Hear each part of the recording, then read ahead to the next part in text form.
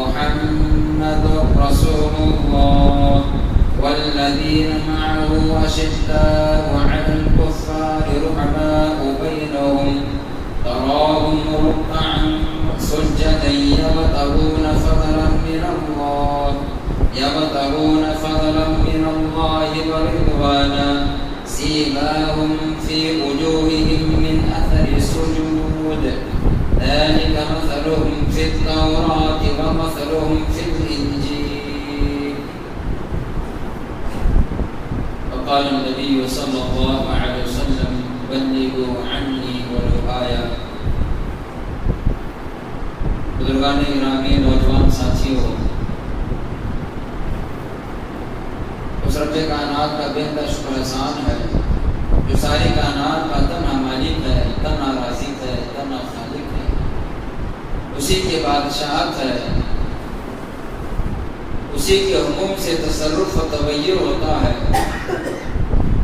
درود و سلام ہو آپ کے ہمارے آقا مدنی محترم سرور کونین تاجدار بطحا ساقی کوثر و شافی محشر صلی اللہ علیہ وسلم پر، جنہوں نے دین اسلام، دین امن، دین حقا، دین شانتی ہم تک من وعن پہنچایا۔ بزرگان گرامی، نوجوان ساتھیوں، جس پرفتن دور میں ہم اور آپ جی رہے ہیں، ہر قدم، ہر لمحہ، ہر لحظہ فتنے کی طرف جو ہے بڑھ رہا ہے۔ ایسے وقت میں ہم اور آپ کو چاہیے اپنے آپ کو، اپنے اہل پریوار کو، اپنے کنبے قبیلے کو، ملت اسلامیہ کو، بلکہ سارے اللہ کے بندوں کو ایک اللہ کی دعوت کی طرف بلائیں تاکہ اس فانی دنیا میں امن و امان کی زندگی گزار سکیں اور آخرکار نتیجہ جو ہے جنت الفردوس۔ برادران اسلام اور باطل ادیان، حق اور باطل کا جو معرکہ ہے، اسلام اور دشمنان اسلام کی جو بغض و عداوت ہے، دشمنیاں ہیں، یہ ازل سے جو ہے چلی آ رہی ہیں اور قیامت تک جو ہے چلتی رہیں گی۔ آج ہم اور آپ اسلام کے سائے تلے سانس لے رہے ہیں، قرآن مقدس کی آیت کریمہ کو آسانی تلاوت کرتے ہیں، اسلام کے ہر احکام پر ہم و آپ عمل کرتے ہیں۔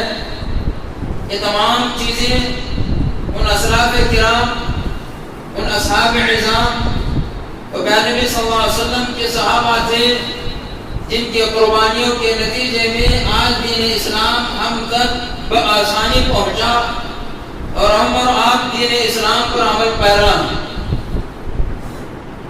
سوچ کر دیکھیں کہ نبی صلی اللہ علیہ وسلم کی بعثت یہاں سے کوسوں دور مکہ کی اس وادی میں ہوئی جہاں کا تصور ہم جو ہے نہیں کر سکتے، لیکن آپ کے جو ہے حکم کے مطابق بلغوا عنی ولو آیا، آپ نے حجۃ الوداع کے موقع پر اعلان کیا فلیبلغ الشاہد الغائب۔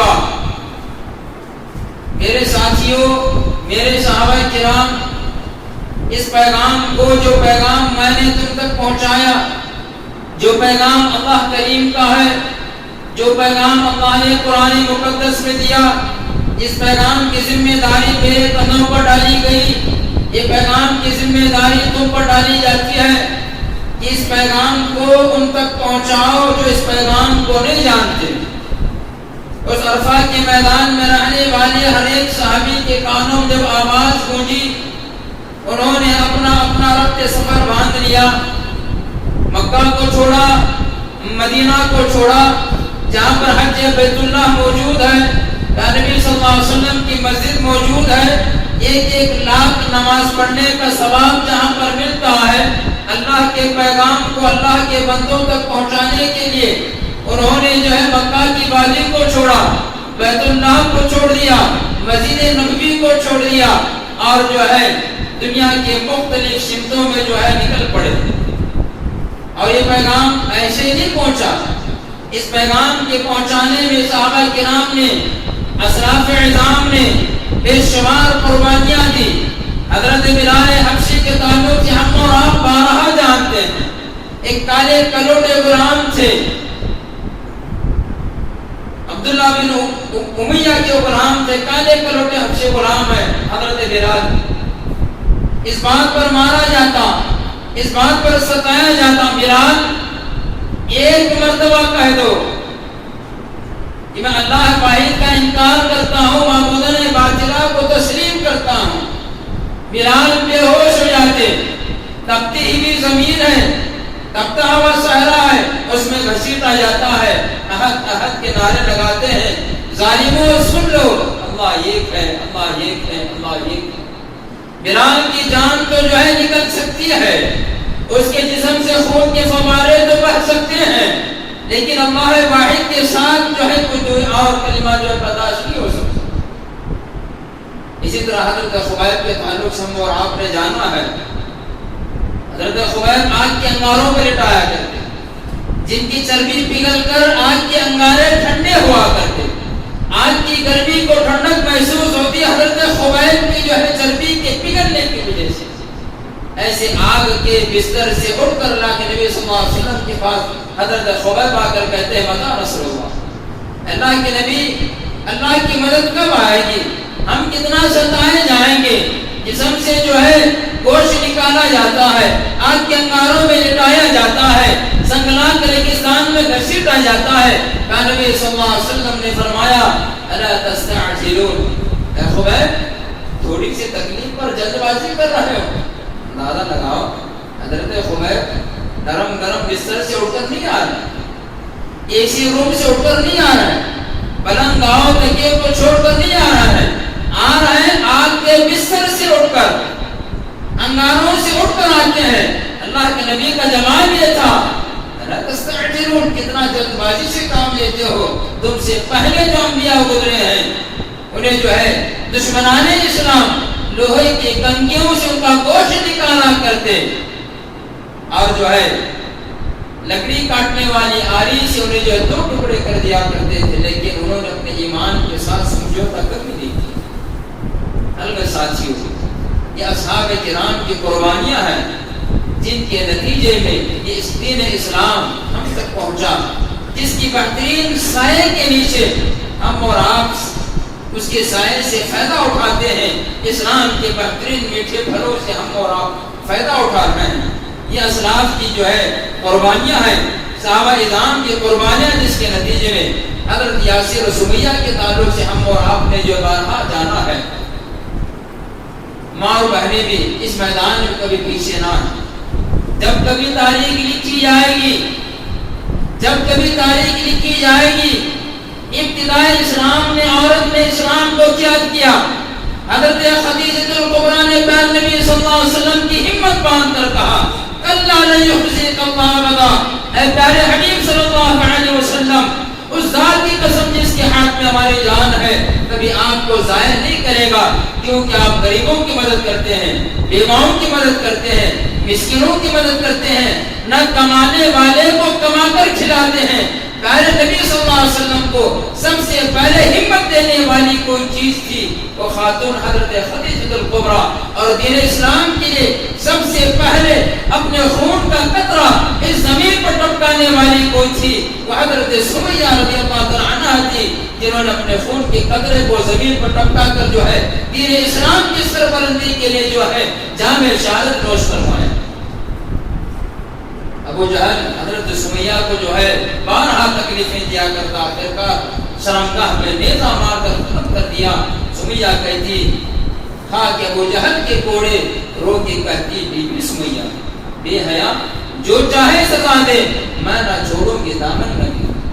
ٹھیک اسی طرح ان کے بوڑھے شوہر یاسر کو بھی جو ہے لایا گیا.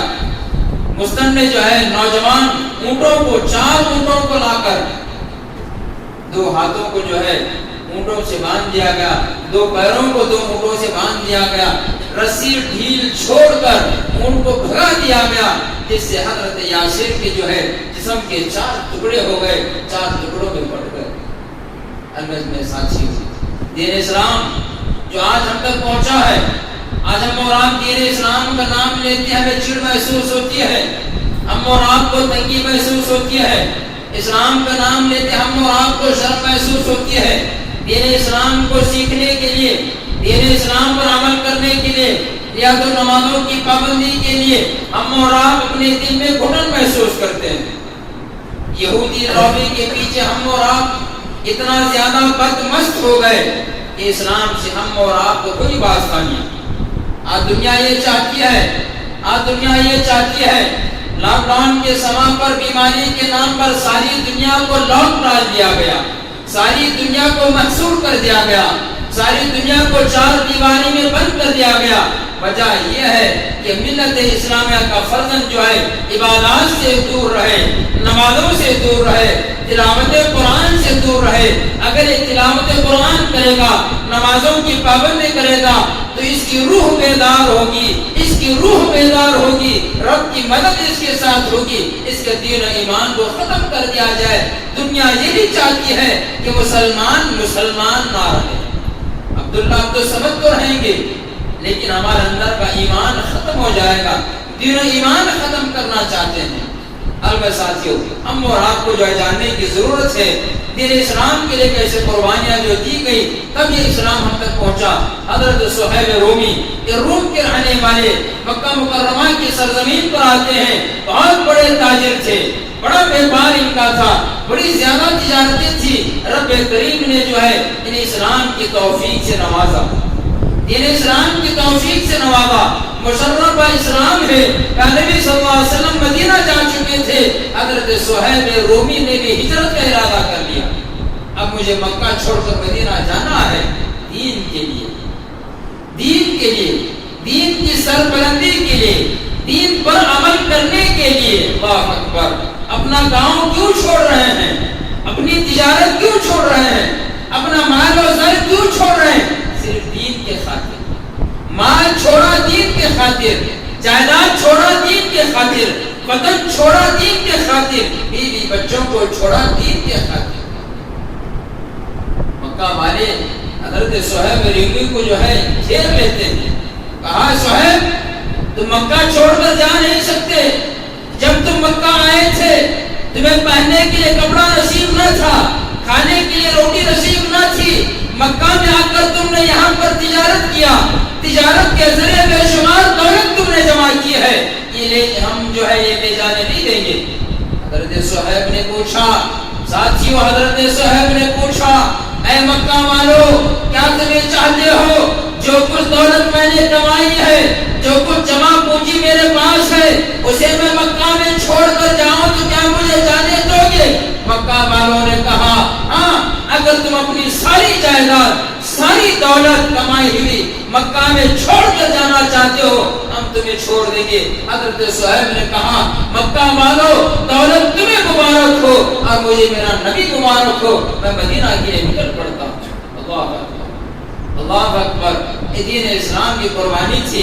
نبی صلی اللہ علیہ وسلم نے حضرت صہیب رومی سے کہا ربح البیع ابا یحییٰ، ربح البیع ابا یحییٰ، کتنا بہترین سودا تم نے کیا، کتنی بڑی تجارت تم نے کی۔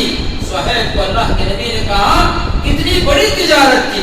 ہم اور آپ کی نگاہوں میں یہ معلوم ہوگا کون سی تجارت؟ تجارت تو ساری بند ہو گئی، کمائی بھی دولت چھوڑ گیا، ہر جائیداد چھوڑ، سب کچھ چھوڑ گیا، لیکن اللہ کے نبی نے کہا سب کچھ چھوڑا تو جنت کے بدلے اللہ نے فرمایا ان اللہ اشترى من المؤمنین انفسهم واموالهم بان لهم الجنہ، ہم نے مسلمانوں سے، مومنوں سے ان کی جان کو، ان کی مال کو خرید لیا ہے تو جنت کے بدلے۔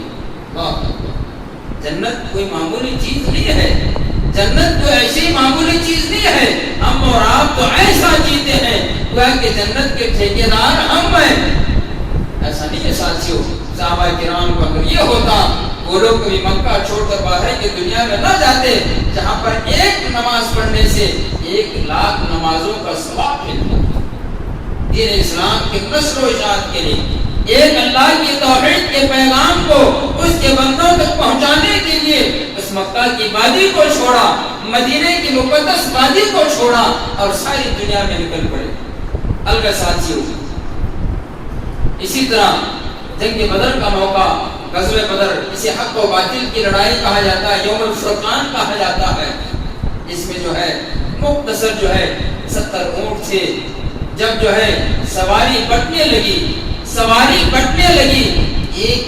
تین آدمیوں کو ایک سواری، ایک اونٹ پر 3 آدمیوں کو بیٹھنا، اس طرح سب کو بانٹنے لگے تو پیارے نبی صلی اللہ علیہ وسلم کے حق میں بھی ایک سواری آئی جس میں 3 آدمی تھے، حضرت علی رضی اللہ تعالی عنہ، حضرت ابو لبابہ رضی اللہ تعالی عنہ اور پیارے نبی صلی اللہ علیہ وسلم۔ قربان جاؤ میرے نبی کے انصاف پر، قربان جاؤ میرے نبی کے انصاف پر، قربان جاؤ میرے نبی کے عدل پر۔ آپ نے اپنے صحابہ کے ساتھ رواداری کا معاملہ کیا، انصاف کا معاملہ کیا، ایک نگاہ سے دیکھا آپ نے۔ نبی چاہتے تو کیا کچھ نہیں کر سکتے، ایک سواری اپنے لیے نہیں رکھ سکتے۔ یہ وہ صحابہ جو آپ کے لب ہلنے سے پہلے آپ کے اشاروں کو سمجھنے والے، آپ کے اشاروں کو جان دینے کے لیے تیار، مال جائیداد چھوڑنے کے لیے تیار، بیوی بچوں کو قربان کرنے کے لیے تیار، ایسے صحابہ کے ساتھ آپ انصاف کرتے ہیں۔ اسی لیے تو قرآن کہتا ہے لَقَدْ كَانَ لَكُمْ فِي رَسُولِ اللَّهِ أُسْوَةٌ حَسَنَةٌ، اے دنیا والو نبی کی زندگی میں تمہیں اسوا۔ ہم صرف نبی کی نماز میں اسوا تلاش کرتے ہیں، نبی کے روزے میں اسوا تلاش کرتے ہیں، نبی کی زندگی میں اسوا ہے۔ آپ کا اٹھنا نمونہ، آپ کا بیٹھنا نمونہ، آپ کا کھانا نمونہ، آپ کا چلنا پھرنا نمونہ، ان کے مطابق ہم اور آپ کی زندگی کو ڈھالنے کی ضرورت ہے۔ یہ اسلام ہم اور آپ سے چاہتا ہے۔ اندازہ لگائیں، حضرت علی اور حضرت ابو لبابہ نے اپنی باری کو اللہ کے نبی سے کہا، اے اللہ کے نبی صلی اللہ علیہ وسلم، اللہ کے نبی صلی اللہ علیہ وسلم، ہم سواری پر سوار ہو جائیں، آپ پیدل چلے، یہ ہمارا ضمیر گوارا نہیں دیتا ہے، ہم اپنی باری آپ پر قربان کر دیتے ہیں، اب سواری پر سوار ہو جائیں، ہم پیدل چلتے آئیں گے۔ اللہ کے نبی صلی اللہ علیہ وسلم نے کیا فرمایا؟ کہا ما انتما باقوى منی، اے صحابہ کیا تمہیں سمجھتے ہو کہ تمہارا نبی کمزور پڑ چکا ہے، تمہارے نبی سے زیادہ طاقتور تم ہو، تمہارے نبی کو کمزور تم سمجھتے ہو، تمہارا نبی کمزور نہیں پڑا۔ پھر آگے اللہ کے نبی نے کہا ولا انا باغنی من اجر منکما، اور نہ ہی تم اپنے نبی کو اوپر بٹھا کر اس کا ثواب جو حاصل کرنا چاہتے ہو، اس ثواب میں بھی میں پیچھے نہیں رہنا چاہتا۔ تم بھی بیٹھو گے، میں بھی بیٹھوں گا، تم بھی چلو گے، میں بھی چلوں گا۔ انصاف کا تقاضا یہ ہے کہ ہم سب میانہ روی چلتے۔ اللہ اکبر۔ یہ سفر طے کرتے ہوئے اس بدر کے میدان میں پہنچتے ہیں۔ امت سفر کی تھکان سے میٹھی نیند سوتی ہے، اور امت کا پیغمبر رات میں اٹھ کر سجدے میں سر رکھ کر رب کریم سے دعا کرتا ہے، اللهم انطلق هذه العصابة، اللهم انطلق هذه العصابة اليوم لا تعبد عبدا۔ رب کریم سے اللہ کے لیے دعا کرتے ہیں، اے اللہ جو تو نے مجھ سے وعدہ کیا ہے، آج یہ چھوٹی سی جماعت لے کر میں میدان جنگ میں پہنچا ہوں۔ اللہ کے پاس کچھ نہیں ہے، کسی کے پاس تیر ہے تو کسی کے پاس ڈھال نہیں ہے، کسی کے پاس تلوار ہے تو کسی کے پاس بھالا نہیں ہے۔ اللہ چھوٹی سی جماعت لے کر میدان کارزار میں پہنچے ہیں، ان کی لاج رکھ لے، ان کی حفاظت کر دے اور انہیں کامیاب کر۔ اگر یہ آج کامیاب نہ ہوئے قیامت تک تیرا نام لینے والا کوئی نہیں ہوگا۔ ایسی دعا کر نبی صلی اللہ علیہ وسلم نے۔ امت تھکان سے سوتی ہے، امت کا پیغمبر ہم اور آپ کے لیے نجات کا دہندہ بن کر آنے والا نبی رات میں سجدے میں سر رکھ کر دعا کرتا ہے۔ یہ امت کا رحم دلانا پہلو ہے، یہ نبی کا رحم دلانا پہلو ہے، جو امت کی نجات کے خاطر آپ صلی اللہ علیہ وسلم رب کریم کی بارگاہ میں دعا کرتے ہیں۔ اسی طرح غزوہ ذات الرقاع ایک ایسی جنگ، ایک ایسا غزوہ جس میں صحابہ کو پہننے کے لیے چپل نصیب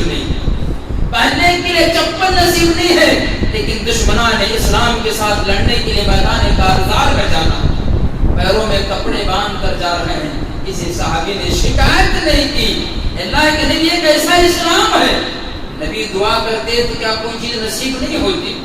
کیا وہ رب کریم جو حضرت موسیٰ کی قوم بنو اسرائیل کو نجات دینے کے لیے سمندر میں راستہ بنا سکتا ہے؟ مرے ہوئے انسان کو انصاف کے لیے زندہ کر کے بتا سکتا ہے؟ اللہ اکبر! یہ تمام آزمائشیں ہم اور آپ کے ایمان میں زیادتی کی علامت ہے۔ ہم اور آپ یہ سوچنے پر مجبور ہوں وہ اسلاف کرام تھے، وہ صحابہ اعظام تھے جنہوں نے دین اسلام کی آبیاری جو ہے اپنے خون اور پسینے کو جو ہے پانی کی طرح بہا کر اس اسلام کو جو ہے امت تک پہنچایا۔ آج یہ اسلام ہم تک پہنچا، اس اسلام کے ایک بڑے درخت کے نیچے ہم اور آپ سایہ فگن۔ البتہ ساتھیوں، اسی طرح جو ہے غزوہ تبوک کا معاملہ ایرانیوں کے ساتھ بہت بڑی جنگ تھی جس میں جو اونٹ جو سواریاں تھی 18 آدمی کے لیے ایک اونٹ تھی، 18 آدمی کے لیے ایک اونٹ تھی، جس میں اللہ کے نبی نے اعلان کر دیا کون ہے جو اللہ کے لیے اونٹ دے دے میں محمد سے جنت کی بشارت دیتا ہوں۔ حضرت عثمان غنی اٹھ کر کہتے ہیں انا یا رسول اللہ، اللہ کے رسول 100 اونٹ میرے جانب سے، جنت کی بشارت آپ کے جانب سے۔ 100 اونٹوں کا نذرانہ پیش کیا۔ البتہ ساتھیوں، ایسا کرتے کرتے 700 اونٹ حضرت عثمان غنی نے جو ہے وہ جنگ کے لیے جو ہے یہ صحابہ جنت کے حریص تھے، جنت کے لالچی تھے، نبی کریم صلی اللہ علیہ وسلم کے زبانی مبارک سے اب جنت کا جملہ سننا چاہتے تھے، جنت کے حقدار تم ہو۔ آج ہم اور آپ کے دلوں سے جو ہے وہ جنت کی طرف ختم ہو چکی ہے۔ ہم اسی دنیا کو جنت بنا کر دیکھنا چاہتے ہیں، اسی دنیا میں اپنی زندگی گزارنا چاہتے ہیں تاکہ میں ہر قسم کی آسائش ہو، ہر قسم کی نعمتیں ہوں، ہر قسم کی اچھائیاں یہاں پر ہو، کھانا پینا پہننا سب کچھ ہو۔ لیکن ساتھیوں، یہ چند روزہ زندگی ہے، یہ چند روزہ زندگی ہے۔ یہ مچھلی کے لیے ڈالا ہوا وہ اناج ہے۔ مچھلی کا شکار کرنے والا مچھلی کو شکار کرنے کے لیے جو اناج ڈالتا ہے، جو غذا ڈالتا ہے، اس غذا کو اس مچھلی سمجھتی ہے میری زندگی ہے، لیکن اس غذا کے اندر اس کی موت چھپی ہوئی ہے، اس غذا کے اندر اس کی موت چھپی ہوئی ہے۔ یہ دنیا کی رانائی، یہ دنیا کی خوبصورتی ہم اور آپ کو تباہی کی طرف لے جاتی ہے۔ اس لیے حضرت علی کہتے ہیں یا دنیا غرے غری، اے دنیا کسی اور کو دھوکہ دے، علی کو دھوکہ دینے کی کوشش مت کر۔ کسی نے کہا تیغوں کے سائے میں ہم پل کر جمع ہوئے ہیں، تیغوں کے سائے میں ہم پل کر جمع ہوئے ہیں، خنجر ہلا رکھا ہے قومی نشہ ہمارا، مغرب کی وادیوں میں گونجی اذا ہماری، تھمتا نہ تھا کسی سے سیل رما ہمارا، باطل سے دبنے والے اے آسماں نہیں ہم، باطل سے دبنے والے اے آسماں نہیں ہم، 100 بار کر چکا ہے تو امتحان ہمارا۔ آج بھی ہم اور آپ امتحان کو مراحل سے گزر رہے ہیں، عجیب جو ہے فتنے فسادات ہم اور آپ کے درمیان چلے ہوئے ہیں۔ اللہ ہم سب کی حفاظت فرمائے۔ اسی طرح جو ہے جنگ خندق کے موقع پر نبی صلی اللہ علیہ وسلم نے جو ہے اسلم نامی ایک غلام آتا ہے، اس نے پوچھا اللہ کے نبی اسلام کیا؟ اللہ کے نبی صلی اللہ علیہ وسلم نے فرمایا انا رجل یاتینی بخبر القوم جعلہ اللہ معی یوم القیامہ۔ جنگ خندق بڑا قسم کشی کا عالم تھا، صحابہ تنگی کے ماحول میں ہیں، دشمنان اسلام جو ہے بے شمار ہتھیاروں کے ساتھ جو ہے جمع ہو کر اکٹھا ہو چکا ہے۔ ان سے بچنے کے لیے نبی صلی اللہ علیہ وسلم نے مدینے کے اطراف خندق کھودا تھا۔ اس کا عالم کیا تھا؟ پیٹ میں کھانا نہیں ہے، ہاتھ میں کدال ہے، پیٹ میں کھانا نہیں ہے، ہاتھ میں کدال ہے، منہ میں شکوہ نہیں ہے، اللہ کی ذات کی تسبیح و تحمید بیان کرتے ہوئے جو ہے خندق کھود رہے ہیں۔ بڑا ہی بھیانک عالم تھا۔ اللہ کے نبی صلی اللہ علیہ وسلم دعا پر دعا کرتے جا رہے ہیں، تیز آندھی چھوٹتی ہے، طوفان آتا ہے، بجلیاں کڑکتی ہیں، ایسی ٹھنڈی ہوا تھی، ایسی ٹھنڈی ہوا تھی جس میں جانے والا جم کر رہا ہے۔ ایسے وقت میں اللہ کے نبی صلی اللہ علیہ وسلم ایک صحابی حضرت حذیفہ بن یمان سے کہتے ہیں الا رجل یاتینی بخبر القوم جعلہ اللہ معی یوم القیامہ۔ اللہ کے نبی نے کہا کون ہے؟ صحابہ سے کہا کون ہے مرد مجاہد جو دشمنوں کے درمیان جائے، دشمنوں کے صفوں میں جائے اور میرے لیے ان کے حالات کو لے کر آئے، جاسوسی کر کے آئے، وہاں سے خبر لے کر آئے۔ سب کے اوپر سناٹا طاری ہے، دشمنوں کے درمیان کون جائے گا؟ دشمنوں کے درمیان کیسے جائے گا؟ 3 مرتبہ اللہ کے نبی نے اعلان کیا. اس کے بعد نبی صلی اللہ علیہ وسلم نے فرمایا تم یا حذیفہ فأتینی بخبر القوم ولا تدعرهم علی. اللہ کے نبی نے حذیفہ بن یمان نبی صلی اللہ علیہ وسلم کے جو ہے رازدار صحابی تھے, حضرت حذیفہ سے کہا حذیفہ اٹھو, جاؤ دشمنوں کے درمیان میرے لیے خبر لے کر آؤ. میں رب کریم سے دعا کرتا ہوں تم قیامت میں میرے ساتھ رہو گے, جنت میں میرے ساتھ رہو گے اور تمہارے سارے گناہوں کو اللہ معاف کر دے گا. حضرت حذیفہ بن یمان جو ہے خندق کے میدان میں جو ہے کود جاتے ہیں, جا کر وہاں پر جو ہے دشمنان اسلام کے جو کچھ مسائل چل رہے تھے سارے خبریں جو ہے لے کر حضرت حذیفہ نبی صلی اللہ علیہ وسلم کے ساتھ لا کر جو ہے بتاتے ہیں. نبی صلی اللہ علیہ وسلم اپنی اوڑی ہوئی چادر حضرت حذیفہ کو اڑا کر اللہ سے دعا کرتے ہیں اللہ قیامت میں میرے ساتھ رکھ, جنت میں میرے ساتھ رکھ, حذیفہ کے سارے گناہوں کو معاف کر. یہ صحابہ کی قربانیاں تھی, یہ صحابہ کی قربانیاں تھی جو دین کے لیے تھی. آج ہماری ساری کی ساری قربانیاں دنیا کی کمانے کے لیے, دنیا کے نام کے لیے, دنیا کی شان و شوکت کے لیے. اسی لیے جو ہے وہ معزز تھے زمانے میں مسلمان ہو کر, وہ معزز تھے زمانے میں مسلمان ہو کر آج ہم خانے تاریخ قرآن ہو کر قرآن ہمارے ہاتھوں سے چھوٹ چکا, قرآن ہمارے ہاتھوں سے چھوٹ چکا ہے. البتہ وقت ہمیں اجازت نہیں دیتا, باتیں بہت سی ہیں. اسی طرح جو ہے صرف صحابہ نے جنگوں کا میدان ہی نہیں بلکہ قرآن کی حفاظت کے خاطر, قرآن کی حفاظت کے خاطر جنگ جو ہے جنگ یمامہ میں 70 حفاظوں کو جب قتل کیا گیا, 70 حفاظ جب شہید ہوئے, حضرت عمر فاروق رضی اللہ عنہ حضرت ابو بکر صدیق کے پاس آ کر کہتے ہیں ابو بکر سے اب قرآن کے جمع کرنے کا وقت آ گیا, قرآن کو جمع کرنا چاہیے. پہلے تو حضرت ابو بکر کو جو ہے بات پسند نہیں آئی, بعد میں اللہ نے جو ہے سینہ کھول دیا تو اس وقت قرآن جمع کرنے لگی. اس کی ذمہ داری حضرت زید کو دی گئی. حضرت زید کہتے ہیں لوگوں قرآن کا جمع کرنا اتنا مشکل کام تھا. اگر یہ دونوں صحابہ مل کر مجھے ایک پہاڑ کو نکال کر دوسرے طرف رکھنے کا حکم دیتے, پہاڑ کے ٹکڑے کر کے میں دوسرے طرف رکھ دیتا, وہ آسان تھا. لیکن قرآن کا جمع کرنا اس سے بھی زیادہ مشکل کام, کیونکہ اس وقت قرآن جتنے بھی حفاظ تھے جہاں لکھا ہوا تھا سب کو جمع کرنا, سب کو ایک مصحف میں لانا, البتہ جو ہے قرآن کی حفاظت کی جو ہے انہوں نے کی. اسی طرح حدیث نبوی کا معاملہ ہے. حضرت ابو ہریرہ رضی اللہ عنہ اپنے ایک شاگرد ہیں ان جن کے ساتھ حضرت حمام بن منبہ کو حدیث جو ہے لکھوائی. اسی طرح مروان بن عبد الملک کے زمانے میں مروان کو کوئی شک ہوا کہ حدیث صحیح ہے کہ غلط ہے, کہ کون کیا بول رہے نہیں معلوم. ایک مرتبہ حضرت ابو ہریرہ رضی اللہ عنہ کو بلا کر مروان بن عبد الملک جو ہے اپنے پاس بٹھا کر کہتا ابو ہریرہ اس مسئلے میں مجھے حدیث سنا. حضرت ابو ہریرہ حدیث سناتے جاتے, مروان نے پردے کے پیچھے ایک کاتب کو لکھا, ایک رائٹر کو بٹھایا تاکہ ابو ہریرہ جو کچھ کہتے ہیں تم لکھو. اس کے بعد حضرت ابو ہریرہ کو بھیج دیتا ہے. 1 سال کے بعد, 1 برس کے بعد پھر حضرت ابو ہریرہ کو بلا کر پوچھتا ہے فلاں مسئلے مجھے حدیث چاہیے. پھر وہ رائٹر جو حدیث لکھا تھا اسے پردے کے پیچھے بٹھاتا ہے. حضرت ابو ہریرہ کو معلوم نہیں ہے اس کے پیچھے لکھنے والا ہے حرف بحرف.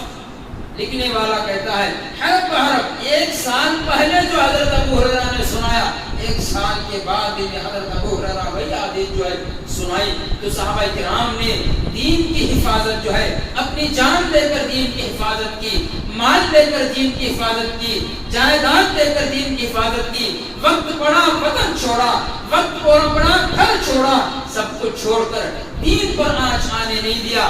آج وقت آ چکا ہے ہم بھی دین کی حفاظت کے لیے کھڑے ہوں, دین کو اپنی زندگیوں میں نافذ کریں. ہمارا لین دین اسلام کے مطابق, بات چیت اسلام کے مطابق, اٹھنا بیٹھنا اسلام کے مطابق ہونا چاہیے. یہی کردار جس کی وجہ سے جو ہے حالات بدل سکتے ہیں. آپ کو معلوم ہے تاتار نے بغداد میں مسلمانوں کی اینٹ سے اینٹ بجا کر رکھ دی.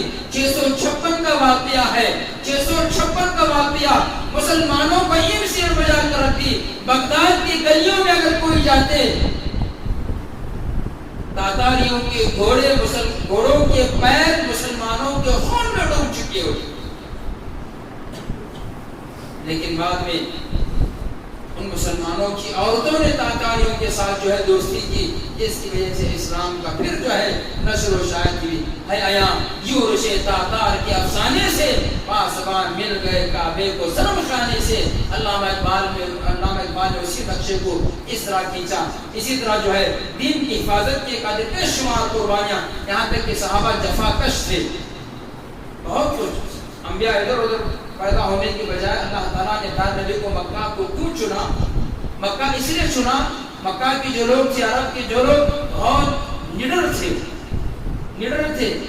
دیکھنا ہم نے 300 کی تعداد ہے، ہزاروں سے لڑ جا رہے ہیں، 4-5 ہزار کی تعداد ہے، لاکھوں سے لڑ جا رہے ہیں، نڈر تھے، اور جس چیز کو تسلیم کرتے اس کی حفاظت کیا کرتے تھے، بہت زیادہ مہمان نواز تھے، اور اسی طرح ان کا قوت حافظہ بہت زیادہ تھا۔ عرب کے لوگوں کا قوت حافظہ بہت مضبوط تھا۔ اگر اسی لیے اللہ تعالیٰ نے جو ہے صحابہ کرام کو نبی صلی اللہ علیہ وسلم کے ساتھیوں کی شکل میں جو ہے انتخاب کیا، اور لوگ جو ہے بڑے ہمت والے تھے۔ نبی کے دور میں مسلمہ کذاب ایک آدمی نے جھوٹی نبوت کا دعویٰ کیا۔ آج بھی بہت سے لوگ نبوت کا دعویٰ کرنے والے پیدا ہوئے۔ اللہ کے نبی نے کہا یأتی من بعد 30 کذابون، میرے بعد 30 ایسے آدمی پیدا ہوں گے جو نبوت کا دعویٰ کریں گے، لیکن انا خاتم النبیین لا نبی بعدی، نبی نے کہا میں آخری پیغمبر، میرے بعد کوئی پیغمبر آنے والا نہیں ہے۔ تو مسلمہ کذاب نے، اس کا نام بھی کذاب، نبوت کا دعویٰ کیا۔ اللہ کے نبی صلی اللہ علیہ وسلم نے ان کے بعد حضرت حبیب بن زید کو بھیجا، جاؤ اسے دعوت دو۔ حبیب بن زید مسلمہ کذاب کے پاس جاتے ہیں، اللہ کی شہادت، نبی صلی اللہ علیہ وسلم کی گواہی، شہادت آپ کی رسالت کے بعد کی دعوت دیتے ہیں۔ مسلمہ کذاب ان کو جو ہے گرفتار کرتا ہے، زنجیروں میں باندھ دیتا ہے، اور کہتا ہے کیا تم اللہ کو مانتے ہو، نبی کو مانتے ہو، اور میری نبوت کو تسلیم کرتے ہو؟ مسلمہ کذاب کہتا ہے کیا مجھے بھی نبی مانتے ہو؟ حضرت حبیب بن زید نے انکار کر دیا، تو مسلمہ کذاب نے جلاد کو بلا کر حضرت حبیب بن زید کے ایک ہاتھ کو کاٹنے لگا، ایک ہاتھ کٹ جاتا ہے، پھر کہتا ہے کیا میرے نبوت کو تسلیم کرتے ہو؟ کہتے ہیں میرا جسم کا انگ انگ کٹ سکتا ہے، نبی صلی اللہ علیہ وسلم کی رسالت کے علاوہ کسی اور کی رسالت تسلیم نہیں کر سکتے، دوسرا بھی ہاتھ کاٹ دیتا ہے، اسی میں تڑپ کر جان ختم ہو جاتی ہے۔ الگ ساتھیوں، جان دی ہوئی اسی کی تھی، جان دی ہوئی اسی کی تھی، حق تو یہ ہے کہ حق امانہ ہوا۔ یہ اسلاف کرام کی قربانیاں ہیں، یہ صحابہ اعظام کی قربانیاں ہیں۔ کہ نبی صلی اللہ علیہ وسلم نے فرمایا یاد رکھو قیامت کے قریب فتنے زیادہ ہوں گے، فتنے عام ہوں گے، ہر میں فتنے برسے جائیں گے۔ آج ہم دیکھتے ہیں اتنے فتنے، ایک مسجد کا فتنہ دب گیا، گیان واپی آتا ہے، گیان واپی دبتا نہیں، نبی صلی اللہ علیہ وسلم کی شان میں گستاخی ہوتی ہے، وہ ہوتا نہیں، کسی عورت پر پردے کے مسائل پر اڑتے ہیں، مختلف اتنے فتنے کے ہیں، انسان کیا کچھ کہے، تن ہما داغ پمبا کجا سارا جسم جو ہے زخموں سے چور ہے، تو کپاس کہاں پر رکھی جائے، پٹی کہاں پر باندھی جائے؟ ایسے عالم میں ہم اور آپ کو چاہیے ان صحابہ سے ہم اور آپ عقیدت اور محبت رکھیں اور دین پر عمل کریں، اپنے بچوں کے نام صحابہ کے ناموں سے رکھیں۔ اس فتنے کے دور میں صحابہ نے پوچھا اللہ کے نبی جب فتنہ ہوگا اس وقت میں کس جماعت کو پکڑیں؟ امت مسلمہ بھی 73 فرقوں میں بڑھ جائے گی، یہودیوں کے نقش قدم پر چلے گی، یہودیوں کے نقش قدم پر چلے گی، زناکاری عام ہوگی، سود خوری سب کچھ عام ہوگا۔ اس وقت میں اللہ کے نبی صلی اللہ علیہ وسلم نے پوچھا ہم اس وقت میں کیا کریں؟ اس وقت میں کہا ما انا علیہ واصحابہ، میرا راستہ، میرے صحابہ کا راستہ، جب تک اس پر تم قائم رہو گے تم گمراہ نہیں ہو سکتے۔ اس لیے جو ہے یہ صحابہ کا نبی صلی اللہ علیہ وسلم کے عظیم ہستیاں ہیں جنہیں نبی کی رفاقت حاصل کی ہے۔ اگر ہم اور آپ کو کہنے سننے سے اللہ ہمیں عمل کی توفیق دے، اللہ